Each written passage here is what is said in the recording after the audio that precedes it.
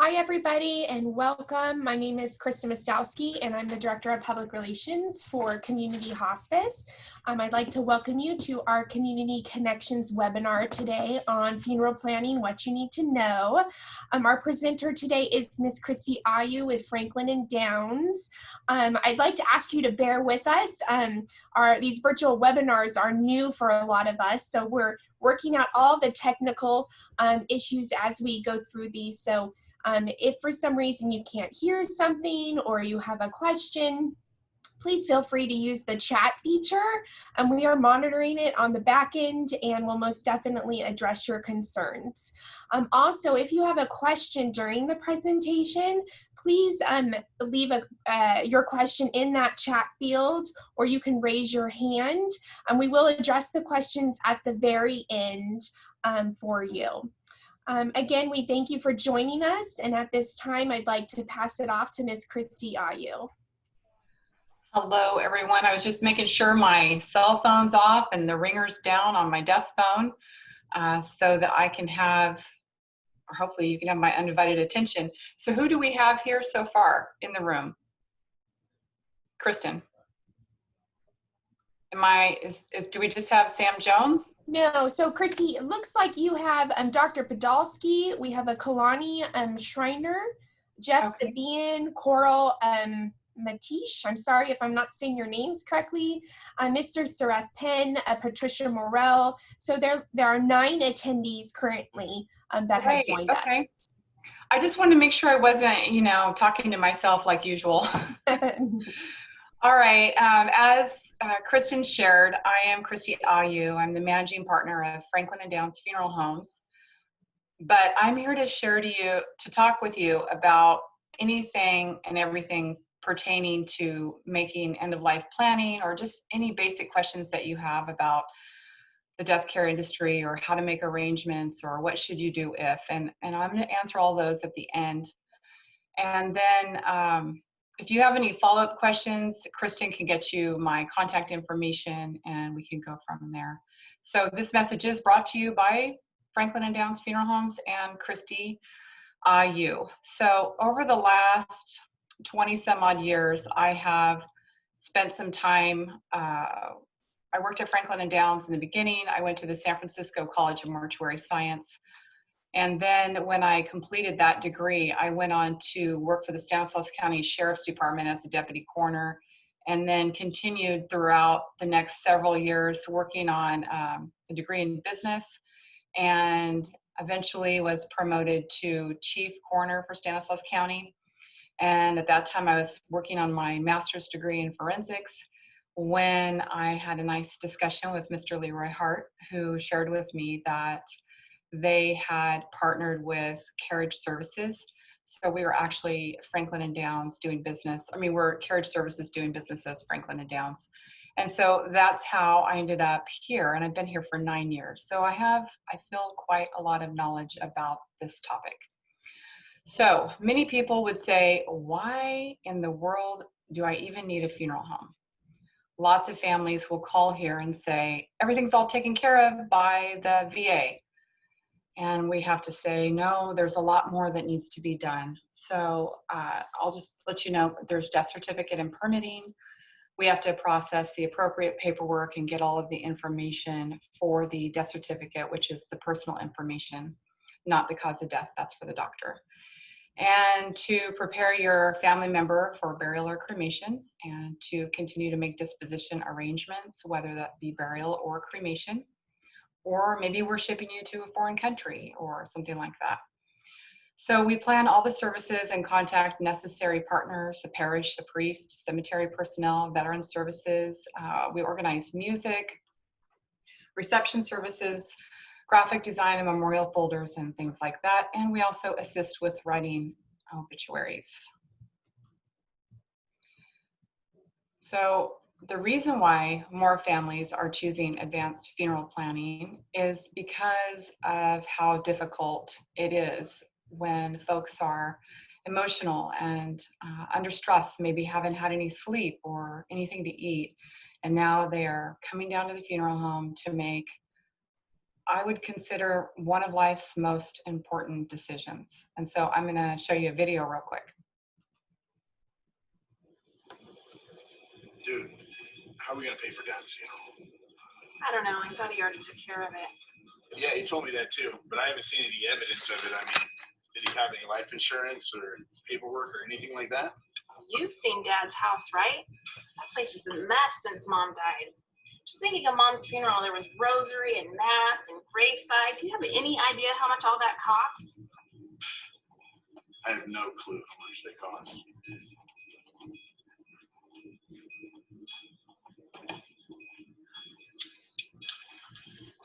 So did Dad talk to you about money at all? He never talked to me about money.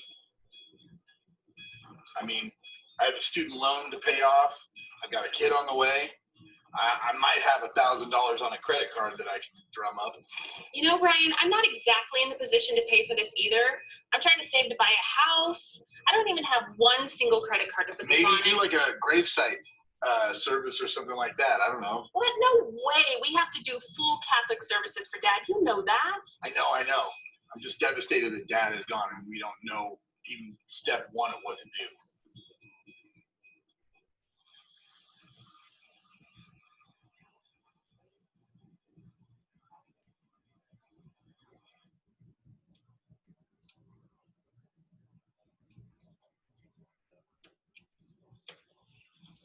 You ready? Yeah, ready as I'll ever be.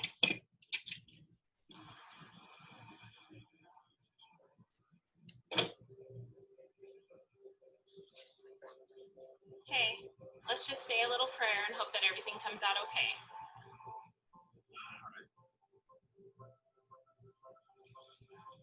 Hi, welcome. Are you Nicole and Brian?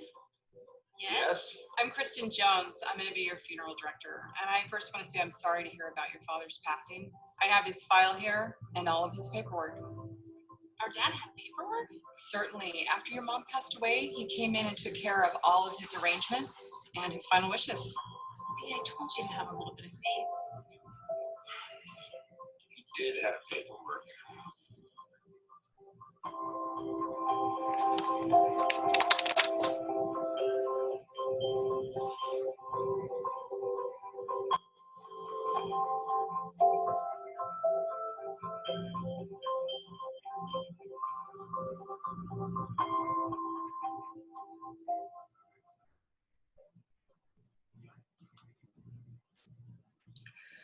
I don't know what you all thought about that video, but I wrote the whole thing and put it together with some staff members. So it was kind of interesting putting it together. And I understand in looking at that video, you might say to yourself, well, that doesn't apply to me because I'm going to be cremated or I'm a different religion.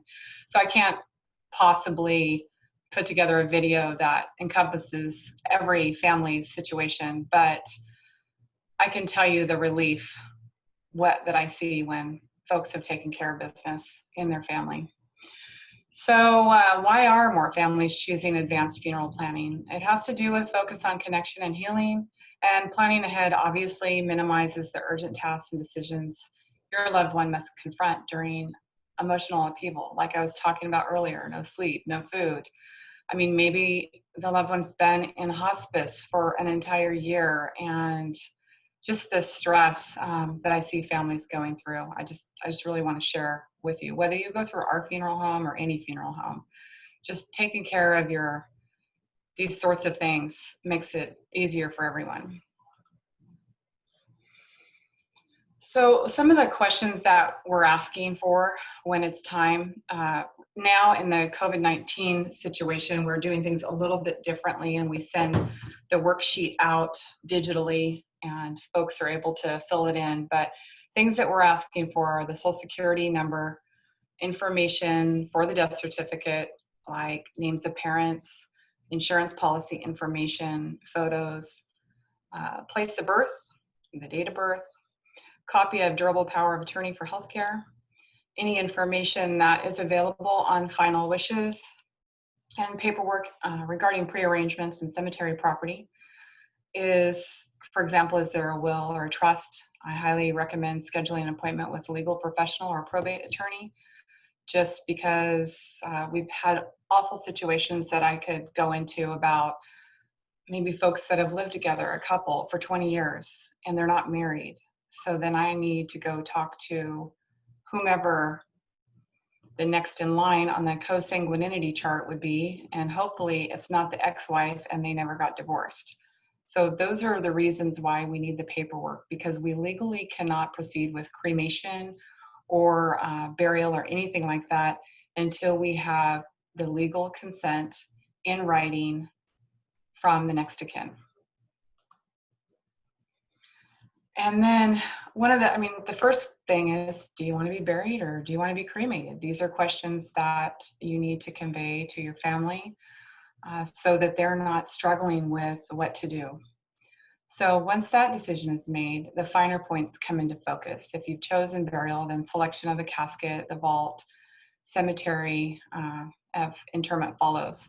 So what happens a lot is families will say, well, Dad took care of everything. He's got his burial plot out there at Lakewood, so it's all taken care of, except for the open and closing costs or the vault or the marker or a funeral home or a casket or any of that sort of thing. So it's important to, if you do have cemetery property, that you call up, you get a copy of the paperwork, and you take a look and find out what is absolutely true. If cremation is the option of choice, then you'll want to make the decision as to whether you want cremated remains to be scattered or whether you want to be placed in a niche or buried in a cemetery or maybe taken home with a loved one. Lots of people just take their loved one home with them until they feel comfortable making that decision at a later time, which some folks find comfort in that, and I understand.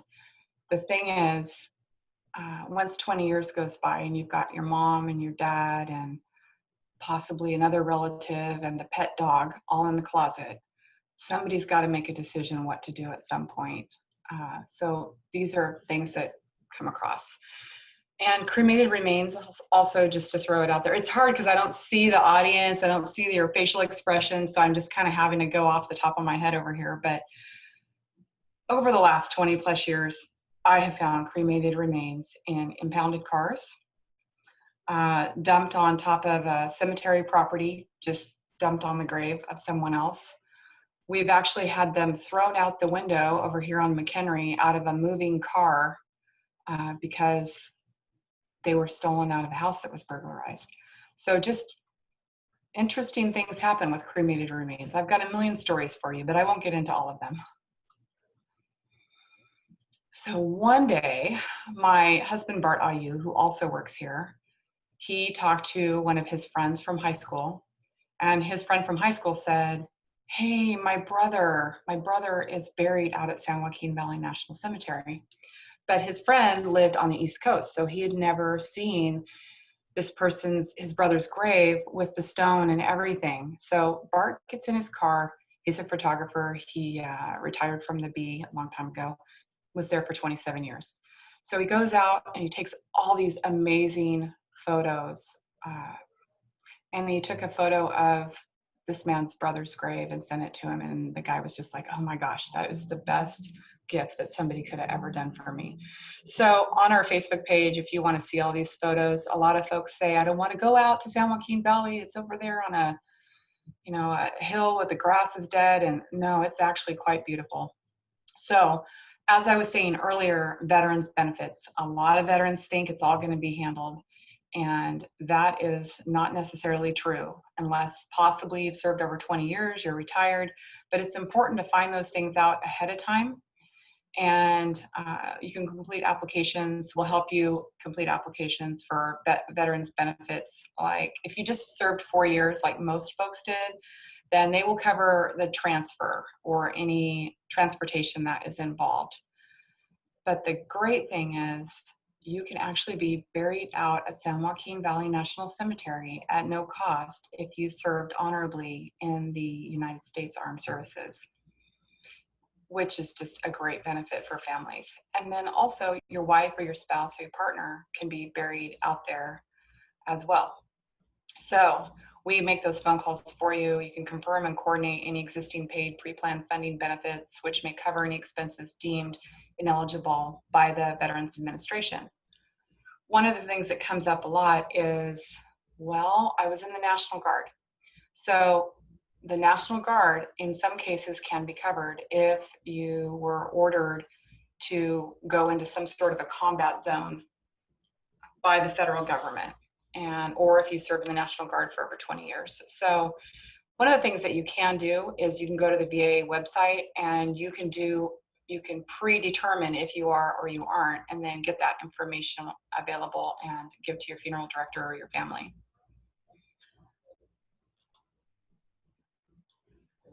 So military members on active duty or in the selected reserve, former military members who served on active duty and departed under conditions other than dishonorable, like if they had a physical issue or disability, former military members who completed at least one term of enlistment or period of initial obligated service in the selected reserve, and then former military members discharged from the selective reserve due to a disability incurred or aggravated in the line of duty.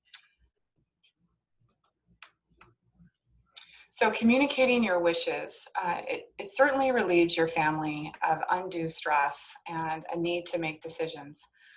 One of the things that happens is occasionally we have someone come in the front door, their loved one has literally just passed away at the hospital. And the first thing they do is get in the car and drive over here. And I go through the basics with them, but then I ask them to go home, get some rest, kind of get through the first initial 24-hour period of time before making financial decisions. That's personally what I do.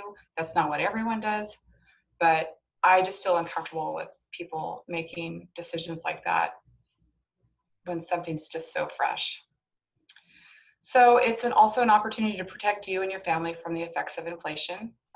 If you're going to be doing any sort of pre-arranging, you want to make sure that the costs are honored 20 years from now. So that's a good little incentive there.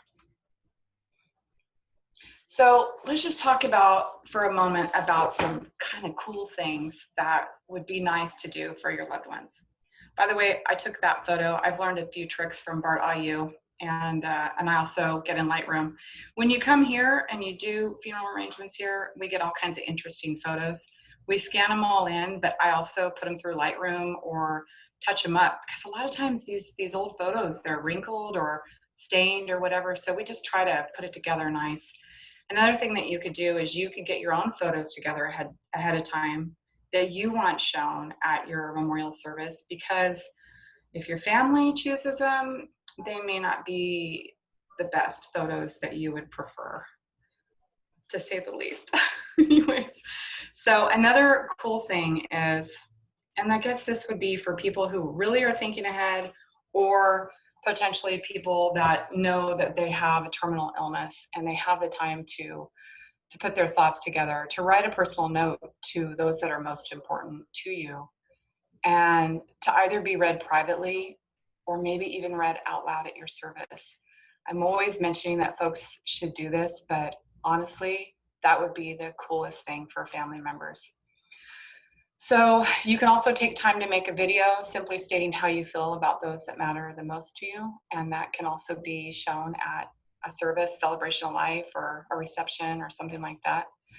And if you're a creative person, maybe you play the piano or you sing, put together something that can be shared. And I'm talking kind of blankly to whomever, because if you are Catholic, it's going to be a certain way. If you're Buddhist, things are going to go a certain way. But if you are just wanting to have a celebration of life separate from those tributes and things that are important, then you can do that by doing all these great things. So a lot of people have an opinion about people that work in a funeral home and what those kind of people are going to be like, what they're going to look like, and they're attributing it possibly to movies that they've seen or personal experiences that they've had, like going to a funeral when you're 5, 50 years ago or something with your grandmother. Just things were done a lot differently back then. And now we're trying to be a little bit more down to earth. So we'll do some kind of interesting things sometimes. And this is a branding. Now, that wouldn't make sense for everyone to brand their casket, but if you were a rancher, that would be a cool thing to do. And so when we have the opportunity to do that and folks want to do that, I always like to capture photos for them to remember that. So all of us that are here, we want to be able to help families honor their loved one. It's something that's just something that we really want to be doing. But not everybody needs that. Some people just want to have a simple cremation. They want to fill out their paperwork. And then we say, well, let's have an email appointment. We'll do DocuSign and we'll take care of everything super easy. It just depends on what the family members want to do. So it's kind of a big old slide here. There's two of them, this one and the next one. And you're not possibly going to remember everything I say. But if you are going to be making pre-arrangement appointments, you need to make sure that you know exactly what you're getting into and that you fully understand the contract. If you are nervous about making pre-arrangements, Bart Ah You here, he does this. We ask that you actually include a family member, like your eldest child or whoever the executor of your estate is, or someone that can help you remember everything that's said and read all of the fine print and understand what's going on. So you want to make sure that you're speaking with a licensed professional. And you can even ask, I want to see your license, and then you can check it. And then ask to explain the different prices, because we give out a general price list, and it's this, I wish I had one handy here. It's like 7 pages. It's a little confusing. We're not doing that on purpose, but we have to specifically put a la carte, like everything that we're charging for. And that's a requirement of the Federal Trade Commission, which is in place to protect consumers. So you're going to ask about the different fees, and then you would say, please carefully explain any price guarantees and any items that are not covered on my contract. And what I mean by that is we don't know how much an obituary is going to be 20 years from now, or if there's even going to be a newspaper. So right now, if you want an obituary in the paper, the Modesto Bee charges $350. But newspapers in the Bay Area or Los Angeles, they may charge $1,200. So we have no way to gauge. So that would be a cash advance item, and that's something that would not be guaranteed. Similar to flowers or death certificates, we don't know how much those are going to cost 10 years from now. So that's what I mean by that. So, and what happens if you want to change the type of funeral service or what I purchased at a later date? Like 20 years ago, people may have said, I want to be buried, I want the 23rd Psalm, I want everything to just be like everyone else does it. And then the time passes and you say, I think I want to change that. Make sure that you can still go in and do that. Or if you move, make sure that you can take it with you. And you have to decide, do you want your family to be able to change your services? So we all trust our family members, but you just never know. Most families have that one guy that's always going to do the wrong thing. So if you fund a funeral, everything, you want to make sure that that person can't come in and now, get a quick direct cremation, and because we have to give the leftover money to somebody. So you just want to make sure you have all that squared away. So you have the choice to change it or not change it, and whether or not to give the family member that you've put in charge the right to change it. So, and then there's the situation, if I need the services of 2 funeral homes in 2 different states, will there be 2 separate bills? Yes, but this is how it works. You would say, I'm going to be shipped to Washington, D.C., to a cemetery out there. Okay, so we would be preparing you for shipment, and we refer to that as shipping of precious cargo, because that's what you are. And then we would put you in casket, you have to be embalmed, all these things have to happen. And then the receiving funeral home would go to the airport, bring you into their care, and then set up if you're going to have a service over there, or if you're just going to be going directly to the cemetery or whatever. In the United States, you have to be embalmed and you have to be in a cargo shipping container. So that means that you don't have to buy the casket from the provider. But if you are going out of the United States of America, the rules change every 6 months, and we are very careful about making sure that we do all the things required by whatever country that we're shipping to. So let's see here. How do I know my money is safe? Who do I contact to ask at any time about the status of my account? So how we do it here is we use National Guardian Life, which is an insurance product.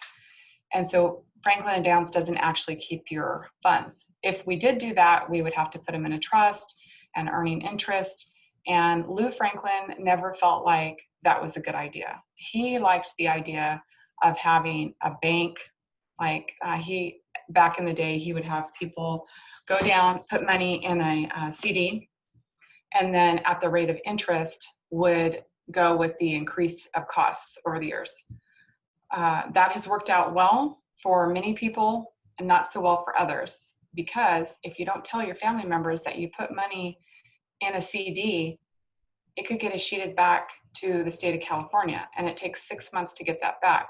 What happens is people set up everything and they end up not being able to make decisions. Maybe they're suffering with some sort of cognitive problem, and they're not able to share the information that they've already have everything set up. So it's really important that you have somebody in charge. And if you end up going into a skilled nursing facility, it's important that that information is shared with the skilled nursing facility and placed in the file. Because if you receive banking information and you do not respond to it, they'll send you 3 and 4 different letters. So this is just something that I've noticed that can be kind of a problem. And then, is there any other vital information I need to know about possible additional charges, documents I'll need, the cemetery purchase, graveside charges, or ground or air transportation? And air transportation is another thing that we can only presume, guess, that kind of thing. So that would be on the cash advance side. I hope I'm not just carrying on and going on and on over here. So anyways, how in the world do you select a funeral services professional? Well, back in the day, everybody knew you just went to Franklin & Downs or you went to Salis Brothers and there was nowhere else to go, and that's just how it was. So now it is just like any other business that you're going to go spend money at. You want to make sure that they've got it together. So these days, folks will be at the hospital, and the younger bunch will get on Google or Yelp and check out the online reviews. Consumer reviews give a snapshot as to the level of customer service provided, and then review both positive and negative reviews and see how the provider responds. Are they articulate and professional? Do they take responsibility if they messed up? Do they address the issue? Are they kind? That kind of a thing. I mean, in business, we all deal with people who are unreasonable, but it's not my job to make note of that. Like, I just respond to whatever the issue is, and that's how I personally do it. So just see how their behavior is. And then another thing is make an appointment or drop by to visit the funeral home, take a tour, and meet the staff. You should be able to walk in the door of any funeral home and get a tour at any time. If you've got a call and they got to run around and clean up real quick, that's not a good sign. But right now, COVID-19, our front door is locked, but we would still take somebody around as long as they have their mask on. And another thing is to check the website of California Funeral and Cemetery Bureau. That is who holds licenses for funeral directors, funeral managers, cemetery managers, crematory. I mean, there's a zillion licenses to have by doing this. And then you can just go and take a look and see what, if there's any actionable items, and see if they have citations. Are they following the rules? Are they paying their fees? Do they actually have a license? Like, these are just important things to check out.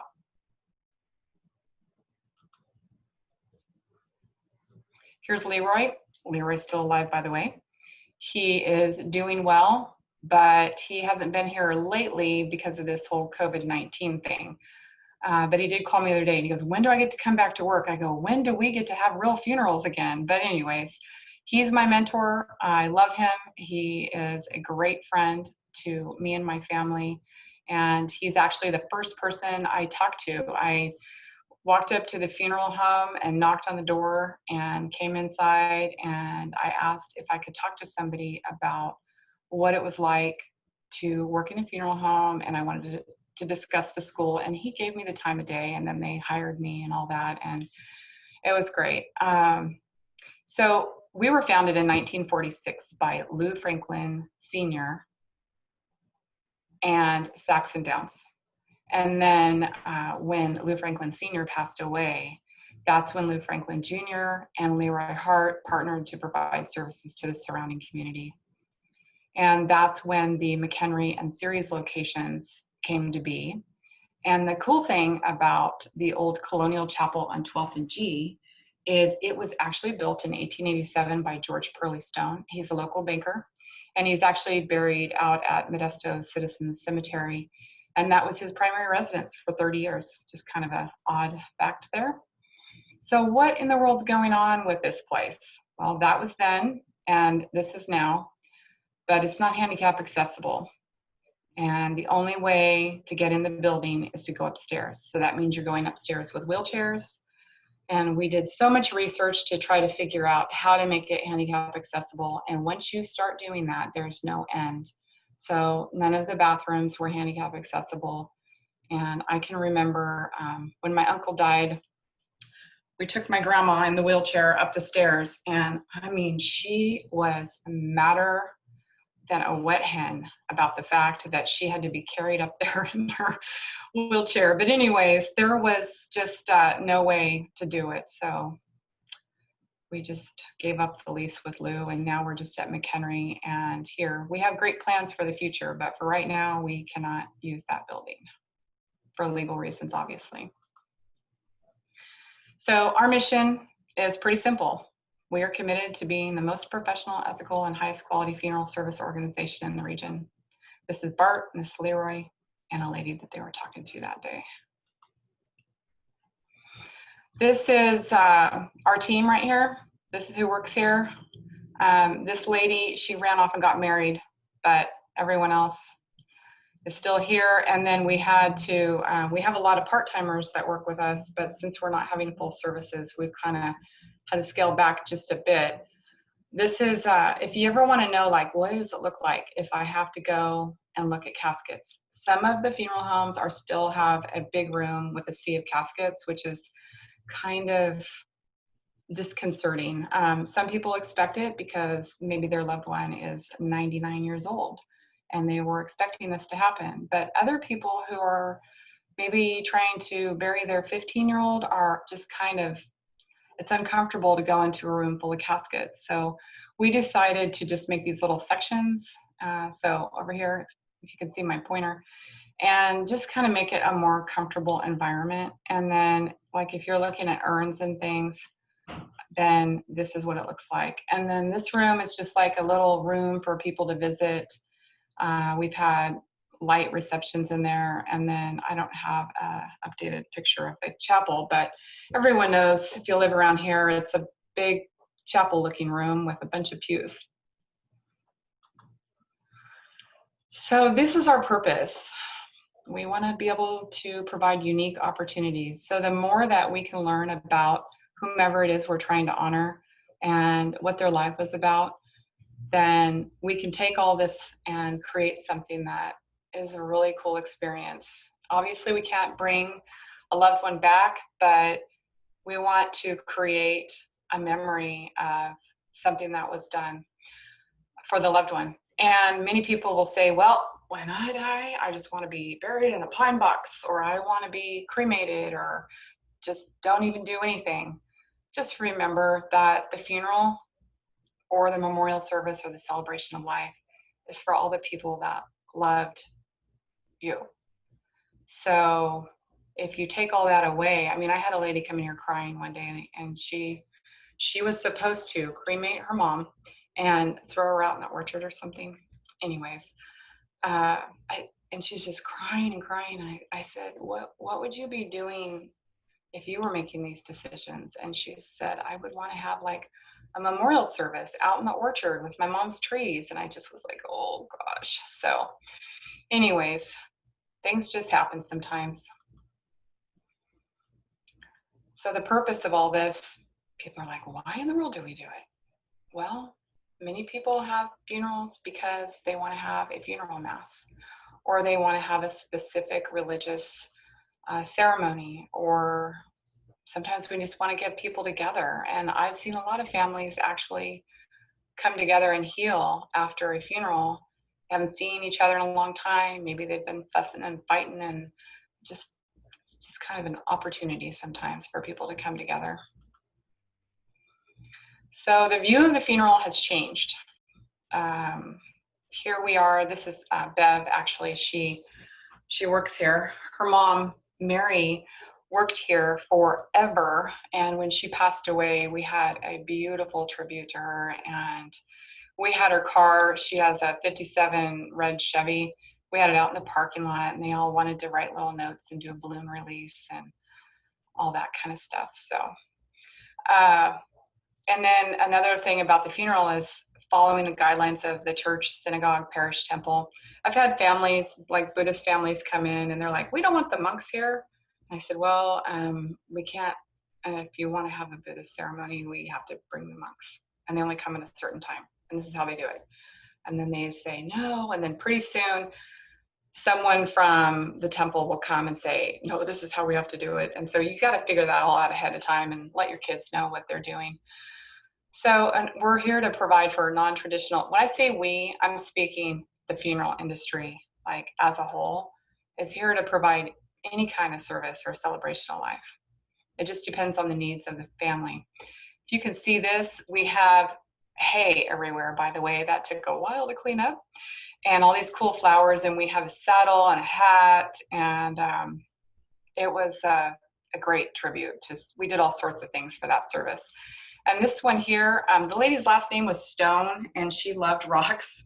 And so instead of having a book to sign, which is pretty traditional, we had everyone write little notes and things to the daughter.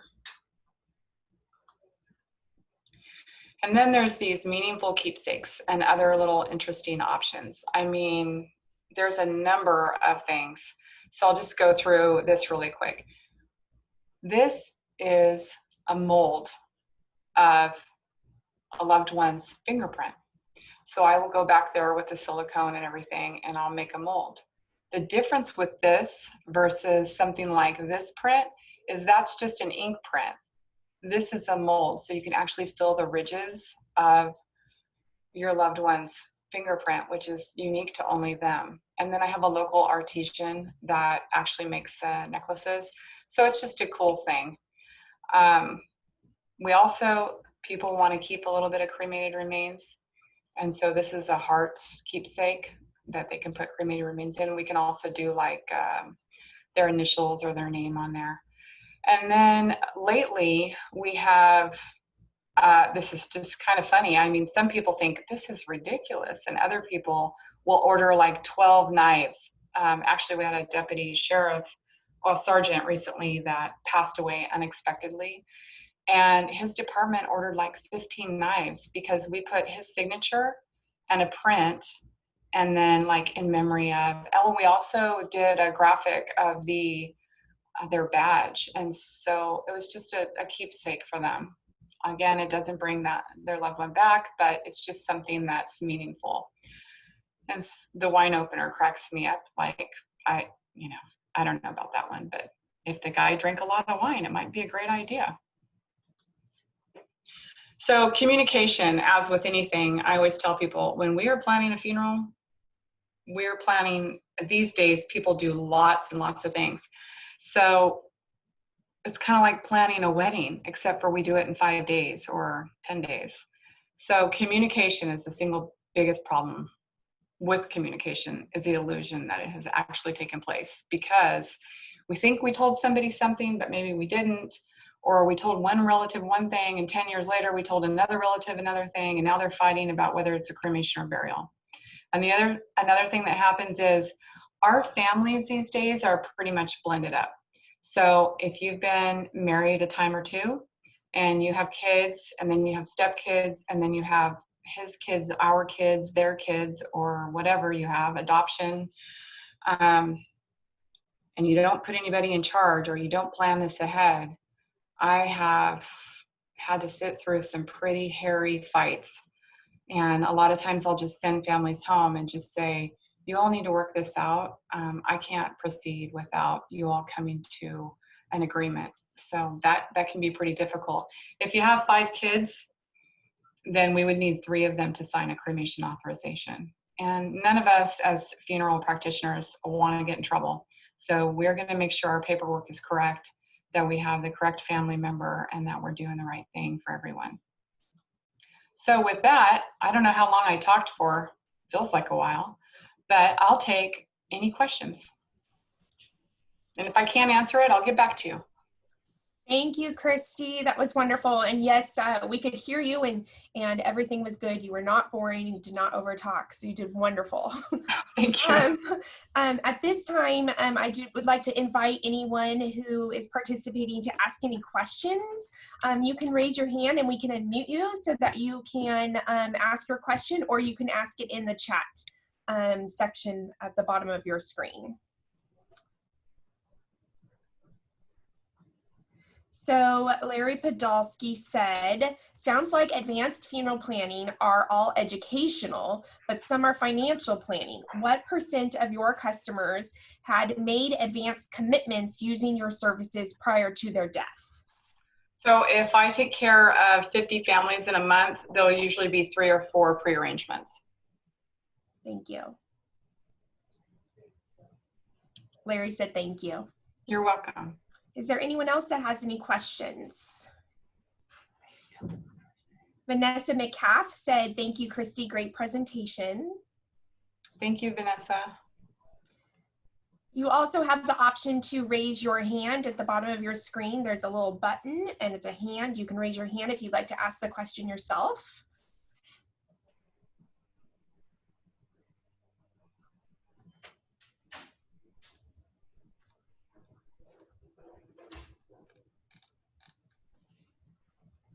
Any other questions for Kristi at this time? I'll even take a crazy question. Vanessa McCaff said, thank you, Kristi, great presentation. Would like to have you come speak to their death and dying class at Modesto Junior College. Oh, that would be great. And I have a lot of stories from being at the coroner's office to being here that I would be happy to share with your students. Wonderful. Vanessa, I have Vanessa's information. So if Vanessa grants me permission, I'd be happy to send that over to Kristi. And she said, great. So I will make sure to follow up on that. And then I know right now you're probably doing everything online. So I can do something like this too. And I'll put together a completely different presentation. Because I have different things that I was able to identify a Jane Doe from 1971, and I can talk about the processes that I went through with that, the coroner part and just responses. And then also I had the unfortunate experience of giving about 500 death notifications. So I can also talk about that. Wow. Wow. Okay, so I will make sure to connect you. We do have another question from Sareth Penn, and he said, can we put ashes together, husband and wife, in a mausoleum? Yes. Yes, we can. One of the things you want to make sure of if you're making arrangements is that you have the correct size urn for the cemetery of choice. One time I had a newer lady that was working here, and we failed to do that. And I was able to correct it prior to the funeral, but you want to make sure you have the right size urn. There's nothing worse than showing up at a cemetery with an urn that will not fit in the niche. Perfect. Sareth said, thank you so much. Great presentation. And I think Dr. Podolsky had a question. We've unmuted him. Go ahead. Thank you. Good presentation. My question was, I would like to get some of your insights on how it works when you work with community hospice. How does that work? For example, if a family comes in and they've gone through, their loved one has gone through community hospice, do you find it easier or harder to talk to them about advanced planning? Because you probably know that we have kind of advanced planning in our philosophy too. Just some of your thoughts about that. Well, I can tell you when I have, they kind of get nervous toward the end and they start calling and wanting to know, okay, what do I do? How much is it going to cost? And this and that. So sometimes families will call me and I will drive out and drop off paperwork. I will drop off it's a big guide. It's really a cool guide. And just, give them a death certificate worksheet and just say, when you get ready for us to come out, we'll be there within 1 hour. And then we want you to get some rest and come out. And so I feel like with community hospice patients, they're a little bit more prepared. They've had the opportunity to talk about it. One of the things though that I do hear a lot is people will give advice because they think they know what they're talking about. And one of the things that happens is just call this place, it's the cheapest. And well, it just depends. I mean, if a family calls me and they say, I am struggling financially. My husband just died. He was the primary breadwinner. And we only have this amount of money. Well, then I can just help them prepare something that makes sense for their family. But it's just like any place that you go as a consumer. You don't just want to go somewhere because it's the cheapest. You want to make sure that you feel comfortable, that the family feels comfortable, that sort of thing. Did I answer your question, or did I just go off on a hayride there? No, it was good. Thank you. That was good. Another thing too I noticed with community hospice is there's been time to process that this is going to happen. There's time for all the family members to come by and spend time. So I have noticed that many of them don't really need to do a viewing. And I get that because they have had the opportunity to say goodbye. One time I had these 3 ladies and their mom was on hospice. And this is a long time ago. And they asked me to come out and they all wanted to talk to me. So I get there and I brought some food from Greens and stuff like that. I sat down and answered the questions. And I said, we don't even actually have to do anything with her because you've bathed her, you've placed her in her favorite pajamas. Mm-hmm. I said, we'll just wrap her in a sheet and we don't have to do anything. We can just go directly for cremation. So when this lady passed away, there's this beautiful pink sheet with flowers on it, and they had tied bows on the end where the head is and where the feet is. And I just thought, oh my gosh, they just loved her so much. It was cool. That is very sweet. It was. So Dr. Podolsky said, thank you so much for answering his question, as well as Sareth. What did Sareth say here? So Sareth said a lot of them are using direct cremation. I'm not sure if there was a question attached to that. It was just more of a statement, I guess. So maybe. Yes, there are. I mean, you can have I call it like a simple cremation where not much is happening. We're just going to do the death certificate or the death certificates. We're going to do a cremation, return loved one in whatever container they prefer. Like they can bring one from home. They can purchase one from us. However, but that's a direct cremation. And then some people say, well, they'll ask for that and I'll think they know what they're asking for. The important thing is I'll say, can you please explain to me what that means? Well, that means I just want to get a cremation, but I want to have a service.